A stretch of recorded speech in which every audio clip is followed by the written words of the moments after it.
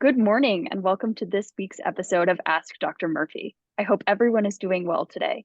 My name is Katie Berg. I'm a research study coordinator with the Havey Institute, and I'll be leading today's discussion.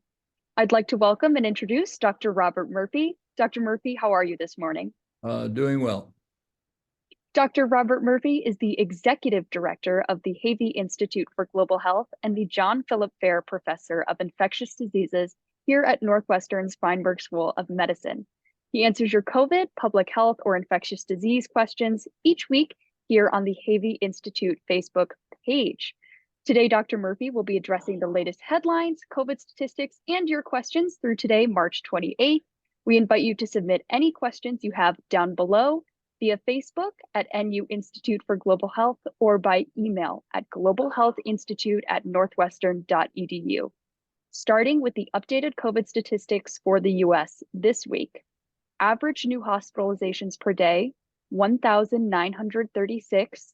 The same week in 2023, we saw 2,887. Average COVID deaths per day, 106. Same week last year, 265. New vaccine uptake, not booster vaccine, adults 22.6%, 42.1% among those 65 plus, and 13.7% in children. Dr. Murphy, your reactions to those numbers? Well, they're improving, but keep in mind that 106 people dying per day of COVID translates to over 38,000 per year. That's a lot of people dying from a disease that is almost preventable. So it's an improvement, but we still have a long way to go. Absolutely. Starting with some submitted questions we received this week. First, a very interesting one regarding immunizations. Why do some vaccines for some viruses like polio or measles last a lifetime while some do not? Is it about mutations, or do some mRNA vaccines for viruses actually last a long time? Yeah, it's not so much the type of vaccine. So the mRNA vaccine was very good, but that really is not the reason. It's not the manufacturing type of the vaccine.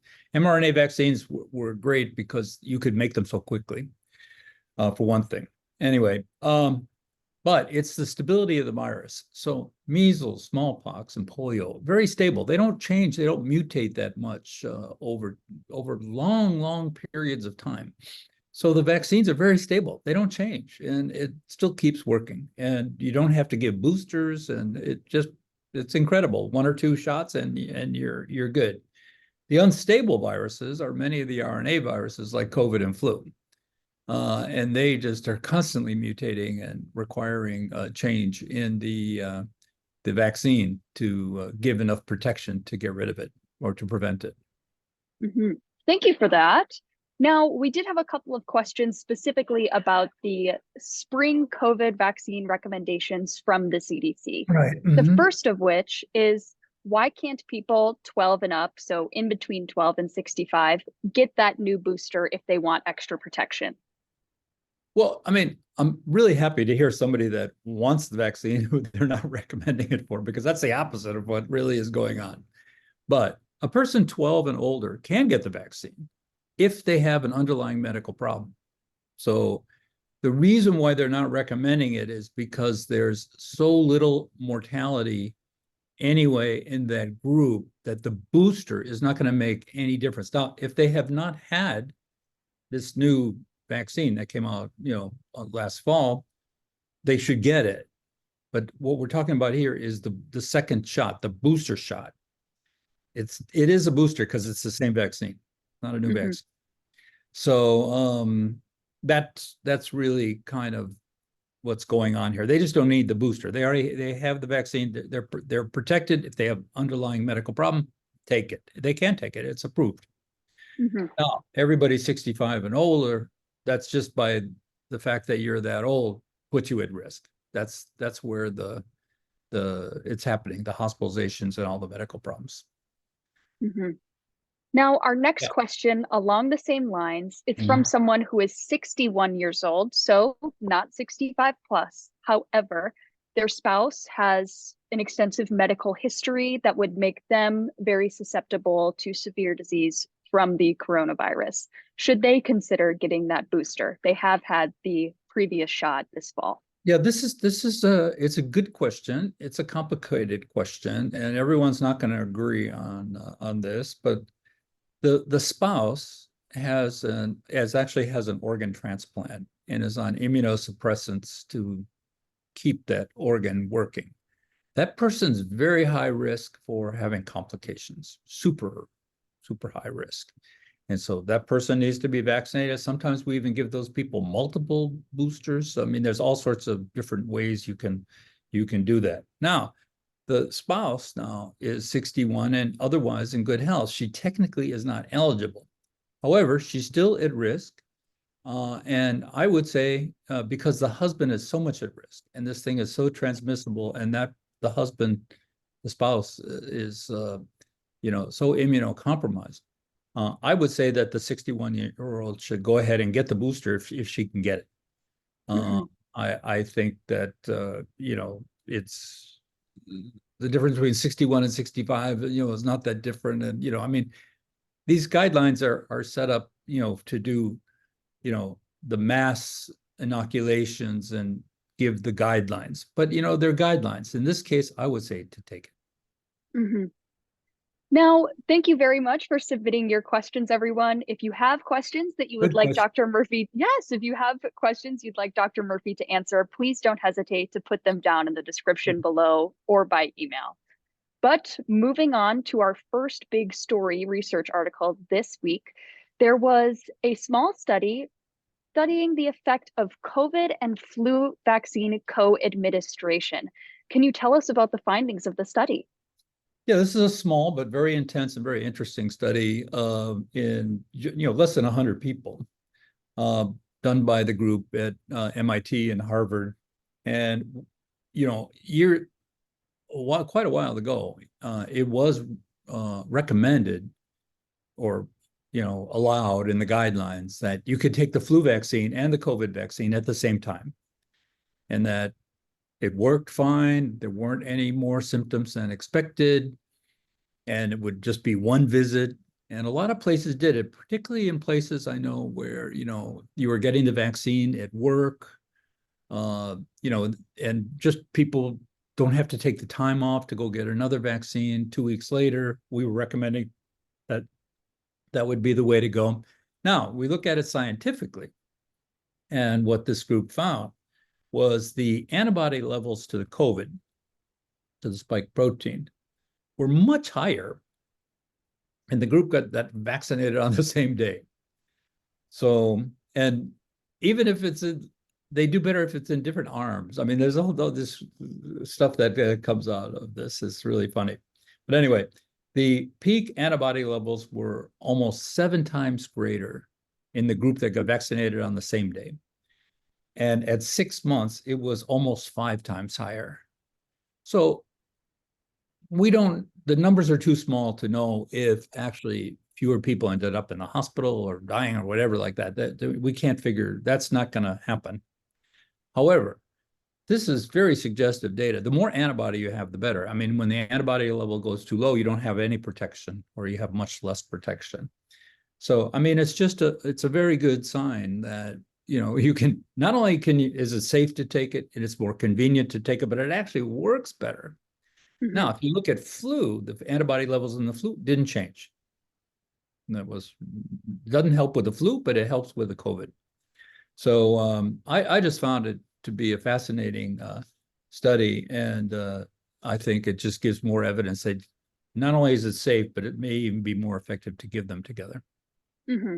And when you say that the flu effect didn't change, it still mounted the expected response that we would see. Exactly. There was no negative impact on the antibody level, but it didn't. But the COVID one just went up. Sorry, good point. Very interesting. Yeah. Now, speaking of flu, there was another story published mid-March showing that high influenza vaccine uptake reduced the mortality burden across not just older people, but across all age groups. Can you break that down for us? Yeah, no, so we know that this is well-known information that the flu vaccine causes less death and in all the groups. And so what this group did is look back at all the hospitalizations and deaths and everything over 6 seasons. So seasons where there was a lot of flu, hardly any flu, and whatever. They combined them all and looked at it. And they found out of this basically almost 500,000 people that, again, the same thing, people who had the vaccine had better life expectancy. So the mortality rate overall is 26.5 deaths per 100,000 people. All right. And I think the interesting thing from this study is, well, first of all, the vaccine worked in every age group from 6 months up all the way to over 65. But there was huge variations across the country because these are reported generally by the states. Some big cities report also. But one of the, like, for instance, in Alaska, remember, like, the average is 26.5. In Alaska, the mortality rate was only 11.8, much lower. You know, it's less than half the average. So that's great. Maybe they're just getting a lot of vaccines up there, or who knows what. West Virginia, on the other hand, was 48.6. I mean, it's basically twice as worse, you know. Mhm. So there's just these huge variations in the country, and there's a lot of reasons why there's the variations, but, you know, vaccination uptake is one of them. Absolutely. Speaking of big projects, this time on a global scale, there was an announcement from members of the federal government that the U.S. AIDS relief program PEPFAR would be getting a 1-year extension. Can you tell us a little bit about PEPFAR and why it's so important? Yeah, PEPFAR stands for, it's an acronym for the President's Emergency Plan for AIDS Relief, PEPFAR. And it was started in 2003 by George W. Bush, President Bush. And it's the biggest public health campaign for treatment of anything in the world. I mean, hundreds of millions of people have been involved in this. So whether screening or, you know, whatever. But anyway, the program was going to just disappear. Some people say, oh, we don't have to do it anymore. To this day, there's still more people getting HIV per day than dying from HIV. So the number of people with HIV is still increasing. Now, this is really sad. Now, the death rate is way down because of the treatment. So, and the treated patients don't transmit like untreated patients. Matter of fact, if you're successfully treated, you don't transmit at all, 0. Mm-hmm. So far, PEPFAR has saved 25 million lives. I'm like, why you want to cut that out at this particular point when we're still having an increase in the number of people with HIV is nothing short of tragic. Mm-hmm. It's at this point, the cost of goods of the drugs is very low. The PEPFAR, the treatment centers have, you know, are well established. They're mixed in with other treatment programs that countries have. And to just walk away from that after this successful thing when we're approaching the end, because at some particular point, we're going to cross over to fewer new infections. There will actually be more deaths from a variety of things. It can be from any cause of death. And the numbers, as soon as that happens, the whole thing will actually just go away. So we're close, and to walk out now is just, it's from a public health standpoint, is not very smart. And you know, I mean, it's been so successful. Why do you want to stop something that's successful and actually, relatively speaking, doesn't cost that much? So it was good that they extended for at least 1 year, and hopefully every year they'll extend it. But I mean, this is something that has been, you know, it's been very good press and such for the United States. I mean, there's so many problems in the world, and here the United States is actually doing this great service and having a huge impact on public health. And the PEPFAR, because it was so massive, built up many parts of the health systems around the world and educated many, many people. And, you know, if you could treat HIV, you can treat COVID, you can treat hepatitis, you know, you could, you know, there's a lot of, it's not just limited to HIV. There's a lot of indirect benefit in many other areas. So it just would be a shame to stop that now. Absolutely. Just last week, we were talking about the possible future development of an HIV vaccine. Right. And we talked about how projects like PEPFAR allowed our scientific research and such to get things like mRNA vaccines up and running. So when we were in a pandemic situation, in a pickle with timing, we were able to react much faster. Yeah. So, you know, we've spent billions on HIV vaccines. It's been unsuccessful to date. But you just don't give up. You just keep working and try to find a solution. Mm-hmm. Now, our final topic of the day, something we have been talking about week after week now, is measles in the United States. Now up to 64 cases. Can you break that down for us? Yeah, so measles was basically eradicated in the year 2000, and everyone was happy, but worldwide, this was not the case. And measles is highly contagious. Measles is not just a little rash that goes away in a couple of days. Measles can cause encephalitis. Measles can even kill you.